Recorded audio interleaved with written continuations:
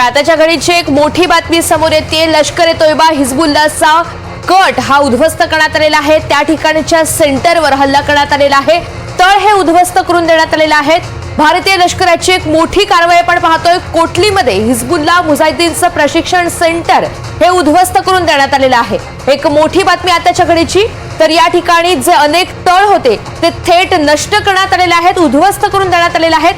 पहलगाम हल्ल्याच्या 15 दिवसानंतर भारतीय लष्कराकडून एक मोठी कारवाई करण्यात आलेली आहे। गेल्या काही दिवसांमध्ये सातत्याने बैठका सुरू होत्या आणि पाकिस्तानात भारताचं ऑपरेशन सिंदूर आपल्याला पाहायला मिळतंय। या सगळ्या संदर्भात भारतानं ट्विट करत माहिती सुद्धा दिलेली आहे आणि अनेक जे तळ होते ते उद्ध्वस्त करून देण्यात आलेले आहेत। भारताचा हा मोठा हल्ला आपण पाहतोय। प्रशिक्षण सेंटर होतं तेच आता नष्ट करून देण्यात आलेलं आहे। ऑपरेशन सिंदूर असं त्याचं नाव आहे। मसूदच्या मदरशांवर सुद्धा मोठा हल्ला करण्यात आलेला आहे। तर जो पहलगाम मध्ये हल्ला झालेला होता त्याचं चोख प्रत्युत्तर आता काही दिवसांनीच भारतानं दिलेलं आहे। थेट हे उत्तर म्हणावं लागेल। काही दिवस भारतानं घेतले, सातत्याने बैठका सुरू होत्या, याची तयारी सुरू होती आणि आता थेट हा तळ उद्ध्वस्त करत उत्तर देण्यात आलेलं आहे। भारतीय वायुदलाकडून मध्यरात्री 1:30 वाजता जैश ए मोहम्मदच्या मुख्यालयावर हल्ला करण्यात आलेला आहे। या हल्ल्यामध्ये जैश ए मोहम्मदचं हेडक्वार्टर हे उद्ध्वस्त करून देण्यात आलेलं आहे। भारतानं पाकिस्तानवर एअर स्ट्राईक केलेला आहे। पाकिस्तानमध्ये भारताचं ऑपरेशन सिंदूर आपल्याला पाहायला मिळते।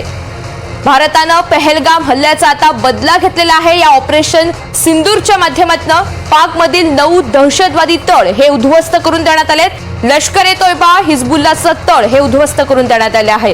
कोटलीमध्ये हिजबुल्लाह मुजाहिदीनचं प्रशिक्षण सेंटर होतं ते सुद्धा या ठिकाणी नष्ट करण्यात आलंय आणि एअर स्ट्राईक करणारे सगळे पायलट सुरक्षित आहेत अशी सुद्धा माहिती भारताकडून देण्यात आली आहे। मध्यरात्री 1:30 वाजता ही संपूर्ण कारवाई करण्यात आलेली आहे। जैश ए मोहम्मदच्या मुख्यालयावर भारतानं थेट हल्ला केलेला आहे। भारतीय सैन्य दलानं जम्मू काश्मीरमधील पहलगाम मध्ये झालेल्या या दहशतवादी हल्ल्याचा आता बदला घेतलेला आहे। भारतीय सैन्य दलानं पाकव्याप्त काश्मीरमधील या मुझफ्फराबाद मध्ये सुद्धा 9 ठिकाणांवर स्ट्राईक केलेला आहे। या संपूर्ण ऑपरेशनचं नाव सिंदूर असं आहे आणि एक मोठी कारवाई, एक जबरदस्त प्रत्युत्तर भारतानं दिलंय। संरक्षण मंत्रालयानं या सगळ्या संदर्भातली माहिती सुद्धा दिलेली आहे।